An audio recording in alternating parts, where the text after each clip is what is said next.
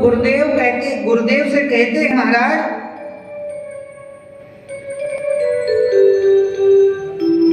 गर्गाचार्य बोले कन्हैया तुम्हारी कुंडली में कोई दिक्कत नहीं है, सारे ग्रह नक्षत्र अनुकूल चल रहे हैं, शनि राहु केतु मंगल बुध बृहस्पति जितने भी हैं सभी बहुत अच्छे हैं, लेकिन तुमने भादव मास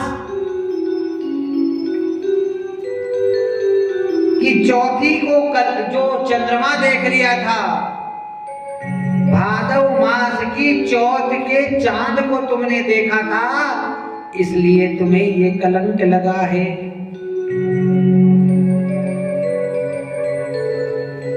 भगवान 10-5 लोगों को लेकर के अपने साथ गए तो मार्ग में क्या देखते हैं कि प्रसेनजित की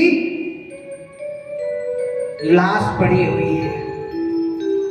भगवान ने प्रसेनजित की लाश को उठा करके और अपने सैनिकों से कहा है कि जाकर सत्रहजित को दे दो।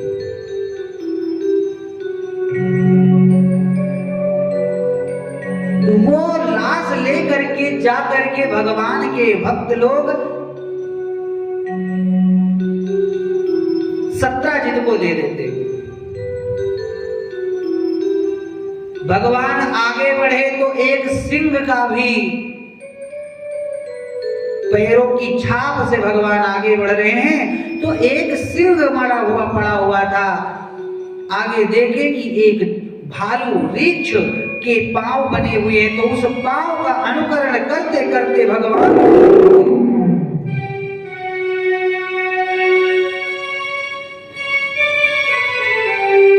देखे तो एक बड़ी सी गुफा दिख रही है। उस गुफा से मानो करोड़ों सूर्य का प्रकाश तेज निकल रहा हो। जाकर के देखा तो भगवान के दृष्टि में क्या आया कि वहां पर एक लड़की जो है वो उस मणि से खेल रही है। भगवान ने कहा ये मणि हम ही दे दो बच्चा।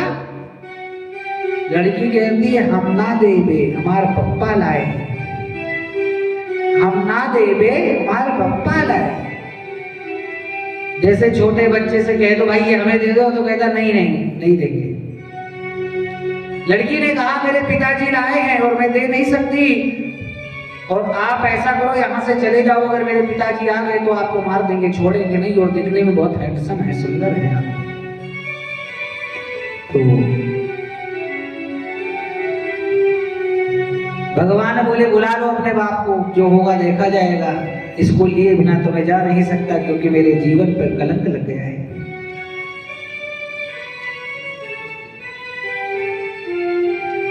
जामवंत जी आ गए। जामवंत जी कहते हैं तुम कौन हो? भगवान कहते हैं मैं कृष्ण हूं। जामवंत जी ने कहा तुम कौन से कृष्ण हो? बोले तुम कौन से जामवंत हो?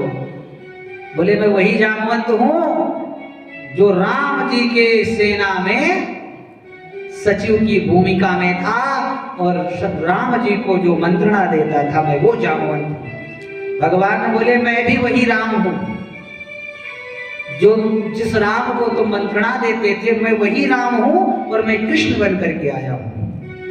बोले कौन से कृष्ण? मैं बोले वासुदेव कृष्ण हूं मैं। कौन से कृष्ण? वासुदेव कृष्ण हूं मैं।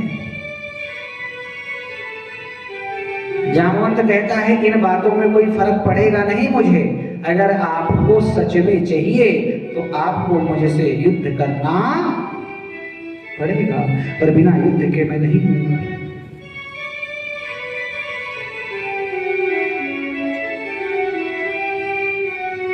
युद्ध करते करते करते करते जामवंत की नसें ढीली हो गई। भगवान ने खूब पीटा जामवंत को। अंत में हाथ जोड़ करके जामवंत खड़ा हो गया। महाराज मेरी धृष्टता को क्षमा कर दो, मेरी अपराध को क्षमा कर दो, और मैं समझ गया कि आप वही हैं। अब भगवान का जामवंत से युद्ध हुआ क्यों? जब राम और रावण का युद्ध समाप्त हो गया तो जामवंत जी कहते हैं कि युद्ध बहुत हुआ लेकिन मेरी इच्छा भी भरी नहीं है लड़के। राम जी ने कहा चिंता मत करो, तुम्हारी इच्छा हम ही भरेंगे। जब द्वापर में मैं कृष्ण बन करके आऊंगा ना, मैं स्वयं तुमसे लड़ूंगा, तब तुम्हारी इच्छा तृप्त हो जाएगी। तो भगवान वही इच्छा पूर्ण करने के लिए आए हैं।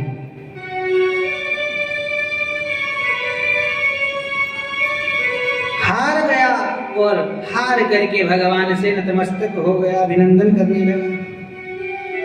हे गोपाल, मैं समझ गया आप ही मेरे राम हो। अब इतनी कृपा कर दो कि मुझे उस राम के स्वरूप का दर्शन करा दो। भगवान राम, लक्ष्मण और सीता के सहित भगवान ने जामवंत जी को राम दरबार का दर्शन कराया। दर्शन कराने के बाद में जामवंत जी हाथ जोड़कर खड़े हो गए, बोले प्रभु मेरी एक जिम्मेदारी है और उस जिम्मेदारी में आप मेरा सहयोग कर दो। बोले क्या? बोले मेरी एक बेटी है, उससे आप विवाह कर लो। भगवान बोले विवाह कर ले? बोले हाँ। बोले दिक्कत यह है कि मेरी पहले से एक घरवाली है। जामवंत जी बोले कोई बात नहीं, अब दो हो जाएगी। और ये जो मणि है इसे दहेज समझो आप। तो वहां पर जंगल में ही जामवंती जी का विवाह भगवान के साथ हो गया। बोलिए श्री नारायण भगवान की। अब जामवंती जो है पूरे शरीर में बाल ही बाल है। अब वो सुंदर लगे कैसे? है ही नहीं तो लगेगी कैसे? जामवंती ने कहा प्रभु मैं आपके लायक नहीं हूं और आपने मुझसे विवाह कर लिया है, अब कैसे होगा? बोले तुम्हें कुछ नहीं करना है, तुम घूंघट काट के जाना और रुक्मणी के पैरों में गिर जाना। रुक्मणी तुम्हें आशीर्वाद देगी क्योंकि वो देवी है, लक्ष्मी है। और गई जामवंती और जैसे ही चरणों में प्रणाम कर लिया और प्रणाम करते ही रुक्मणी जी ने कहा सौभाग्यवती भव, रूपवती भव, गुणवती। और जैसे ही रूपवती कहा, जो जामवंती भालू की पुत्री थी, भालू जैसी लगती थी, वो दिव्य सुंदरी हो गई। बोलिए लक्ष्मी महारानी की। महाराज भगवान का दूसरा विवाह जामवंती जी के साथ हुआ। अब ये भगवान मणि को लेके जा रहे हैं, वो मणि लेकर जा करके सत्राजित को दे रहे हैं। सत्राजित को अपनी गलती का एहसास हो गया और भगवान से बड़ी क्षमा मांगे, प्रभु हमसे धृष्टता हो गई, क्षमा कर दो। बोले ये लो अपनी मणि, हमें क्या करना है इस मणि का? भगवान सत्राजित ने कहा प्रभु एक निवेदन है मेरा, अगर स्वीकार कर लो तो बड़ी कृपा होगी। बोले क्या? बोले मेरी एक जिम्मेदारी है, मेरी बेटी है जिसका नाम है सत्यभामा, आप इससे विवाह कर लो और इस मणि को दहेज समझ लो। तो भगवान ने फिर सत्यभामा जी से विवाह कर लिया और इस प्रकार से भगवान का विवाह हो गया।